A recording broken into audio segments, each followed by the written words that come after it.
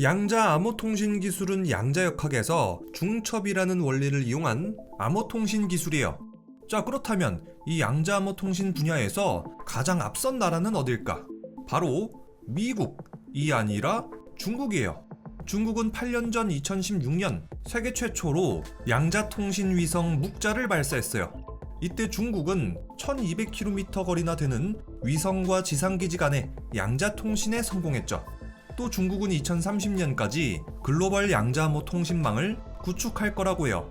또 중국은 양자기술 투자 금액, 관련 논문 보유 개수도 세계 최고 수준이에요. 인정하기 싫겠지만 양자기술 분야는 중국이 1등이라는 거죠. 자, 그럼 지금부터 양자암호 통신에 대해서 자세히 알아보자. 컴퓨터 부품 중 하나인 CPU 속에는 트랜지스터가 들어있어요. 이 트랜지스터가 켜져 있냐, 꺼져 있냐에 따라서 CPU는 0과 1의 상태를 나타내요. 이 0과 1의 이진법을 비트라고 하고, 자릿수가 하나면 1비트, 자릿수가 2개면 2비트, 4개면 4비트, 8개면 8비트입니다. 이 비트가 많으면 많을수록 더 많이, 더 빠르게 계산이 가능하겠죠. 요즘 나오는 CPU는 이 하나의 CPU 안에 50억 개의 트랜지스터가 들어있다고 합니다. 비트가 50억 개니까 엄청 빠르겠죠. 자, 이게 바로 현대 컴퓨터의 원리입니다.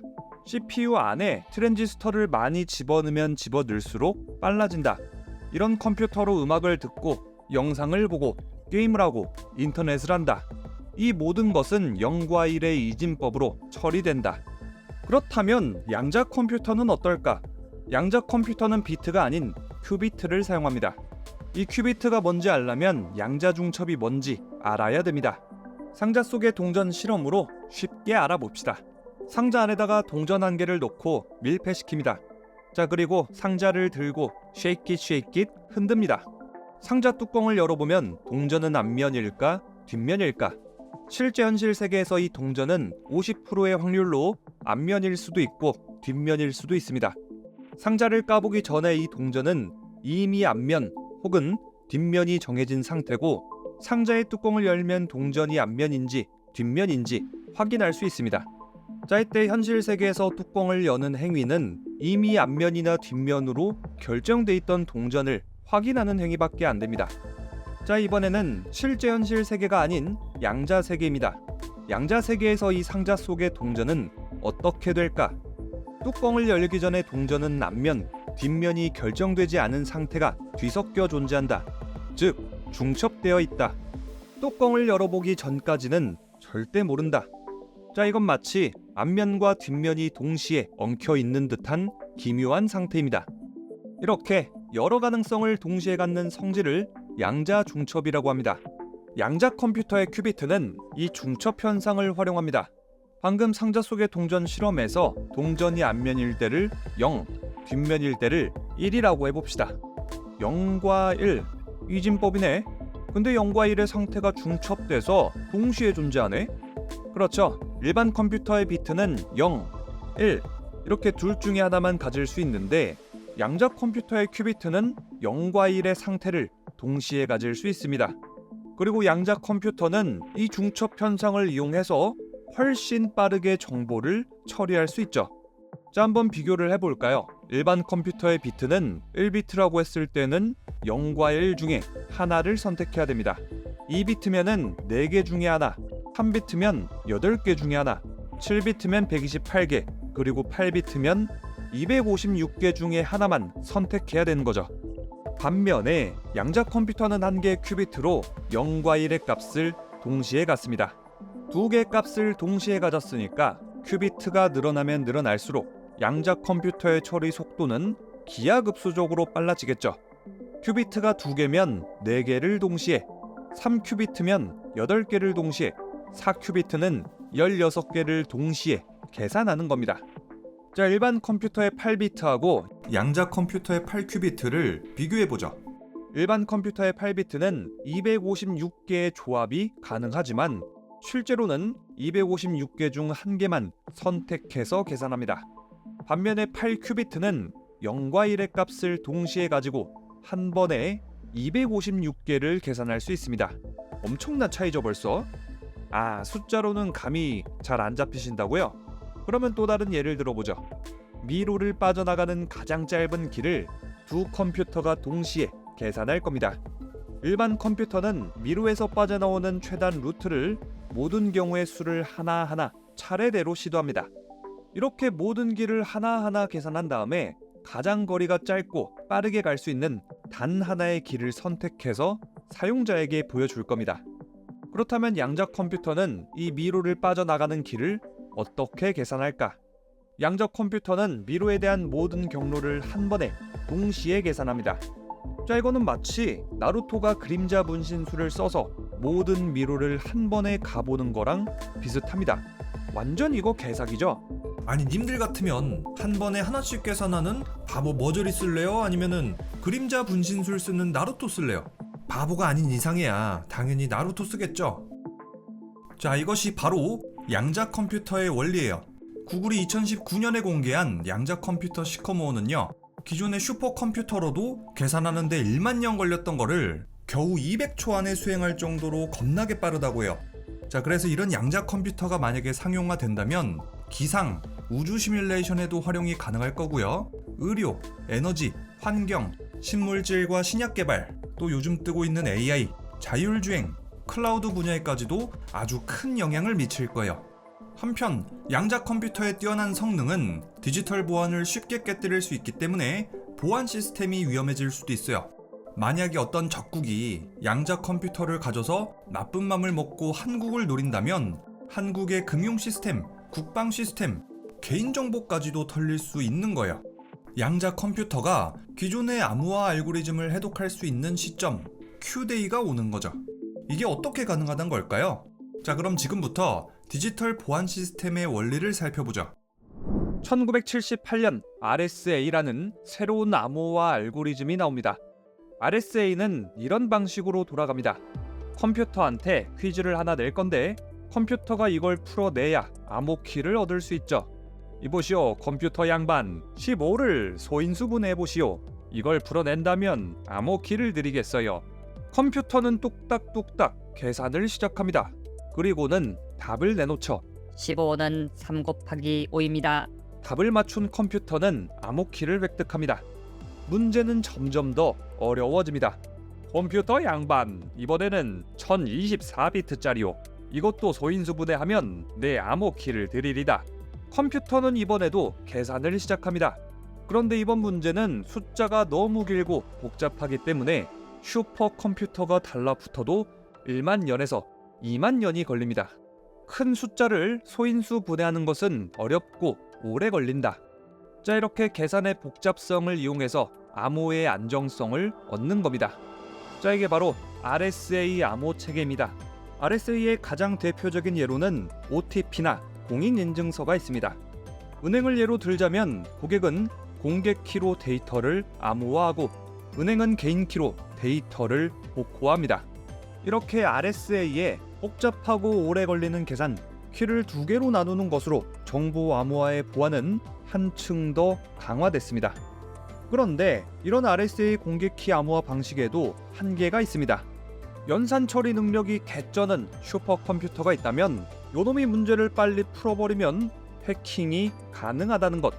시간이 지날수록 기술은 발전하고 컴퓨터는 점점 더 빨라지니까 결국 암호는 풀리게 돼 있습니다.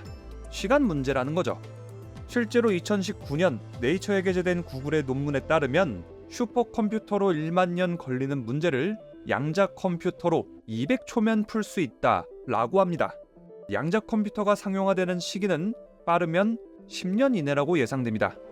그 말은 10년 후에 양자 컴퓨터가 개발된다면 현존하는 모든 암호화 기술은 쓸모가 없어진다는 말입니다.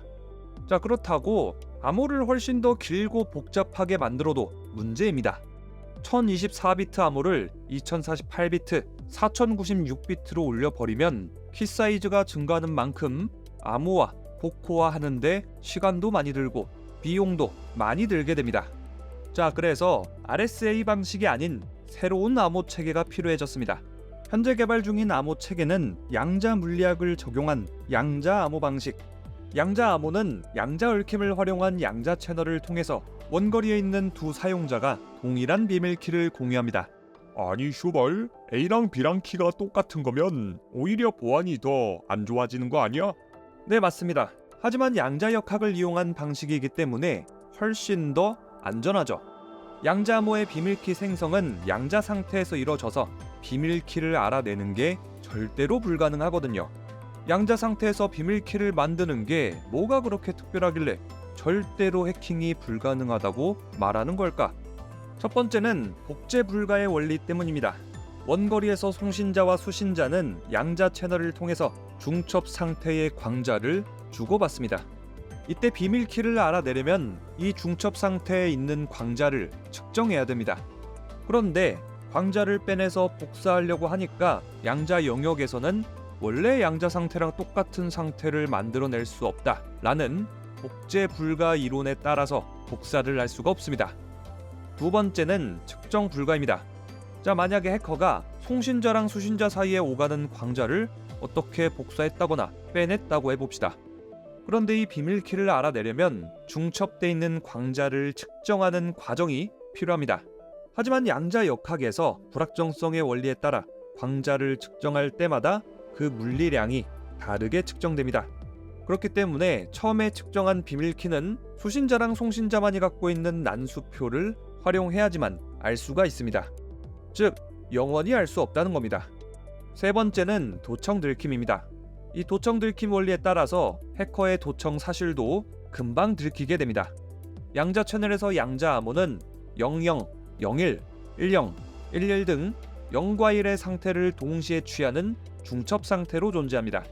그런데 이런 중첩된 양자는 외부에서 자극을 받을 때, 즉 측정당할 때 0 혹은 1로 어느 한쪽으로 상태가 결정돼 버리는 속성을 갖고 있습니다. 누군가가 양자암호로 만든 메시지를 도청하면 측정이 일어나고 그 순간 메시지를 이루는 양자 상태가 0이나 1 한쪽으로 결정된다는 거죠. 결국엔 측정하는 순간 메시지가 완전히 변질되기 때문에 키 분배 통계에도 오류가 생깁니다. 통신 당사자는 도청자가 있다는 사실을 도청 즉시 알아차릴 수 있고 정보를 바로 폐기하는 발빠른 대처가 가능합니다.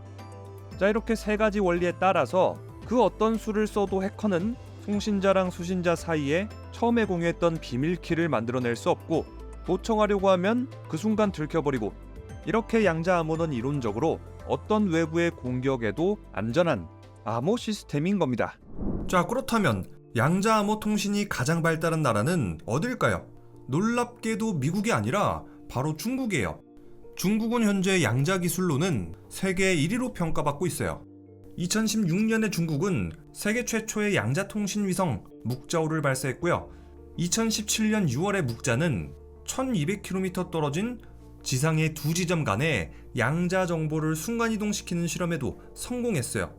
그리고 2018년에는 중국의 베이징에서 오스트리아 비엔나까지 약 7600km 거리까지 양자로 암호화된 데이터를 주고받은 적도 있어요. 또 중국은 세계에서 가장 긴 유선 양자 통신 시설도 만들었어요. 이 유선 양자 통신은 베이징에서 상하이까지 거의 2000km에 달해요. 아니 근데 이거 진짜 의외지 않아요?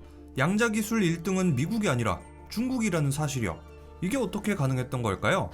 도서 더 커밍웨이브의 저자 구글 딥마인드의 CEO 무스타파 슐레이만에 따르면요, 이렇게 나와 있어요. 자, 중국 공산당은 이제 전기차, 배터리, 반도체, 금융과 로봇, 센서 등등 여러 산업 분야에서 전 세계를 선도하겠다는 계획을 세웠어요. 이른바 퍼스트 무버 전략이죠. 그 중에 전기차나 배터리 같은 분야는 중국이 내수 중심으로 판매량을 올리긴 했지만 어쨌든 세계 1등으로 올라갔죠. 또 요즘은 옛날같이 중국 하면은 싸구려 제품들이 먼저 생각나지가 않아요. 알리바바, 바이두, 또 화웨이처럼 첨단 IT 산업도 많고요. 드론이나 로봇 청소기처럼 중국이 세계에서 가장 잘 만드는 제품들도 이제는 차고 넘쳐요. 중국의 선도 전략이 제대로 먹힌 거죠. 자, 이렇게 여러 분야 중에서 중국이 반드시 선도하겠다는 분야 중 하나가 양자역학 3대 영역이에요. 양자 컴퓨팅, 양자 통신, 양자 정밀 측량이죠. 자, 그래서 중국 정부는 이 세 가지를 미래 기술의 핵심으로 지목했고요. 연구 개발하고 인프라 투자에 전력을 다하고 있어요. 시진핑 주석까지 나서서 중국은 이 양자 기술을 중대과학기술 프로젝트에도 포함시켰고요. 자, 그러다 보니까 중국은 정말 엄청난 비용을 양자 기술에 투자하고 있어요. 무려 18조 원이나 투자해서 양자 컴퓨터를 개발하고 세계 최대 규모의 양자 기술 연구소도 설립했고요. 투자 규모 역시도 전 세계랑 비교해도 압도적으로 많아요. 또 중국은 아주 적극적으로 전 세계 석학들을 모셔오고 있고요. 중국의 수많은 대학에서도 인재를 엄청 배출하고 있어요. 또 텐센트, 화웨이, 알리바바, 바이두 등의 중국 대기업들도 양자 기술에다가 돈을 엄청 때려붓고 있어요. 자, 이러다 보니까 중국은 양자 기술 관련해서 특허를 많이 보유하고 있는데요. 이 그래프를 보시면 아시겠지만 중국은 양자 컴퓨팅, 양자 통신, 양자 센싱 분야까지 특허 점유율이 압도적으로 1등을 차지하고 있어요. 또 중국은 양자 기술 관련한 논문 발표량에서는 미국에 이어서 세계 2등이라고 해요. 또 중국은 이 양자 기술을 아주 실용적으로 활용하길 원하는데요. 그러다 보니까 이 양자 기술을 정부나 은행, 보안업체, 보험회사, 정보부, 국방에 이르기까지 양자 기술을 시험 중이라고 해요. 자, 이렇게 양자 기술에 있어서는 중국이 1등으로 치고 나가다 보니까 이런 상황을 제일 싫어할 나라가 어디겠어요? 당연히 미국이잖아요. 에이, 차이나! 유 선 넘네!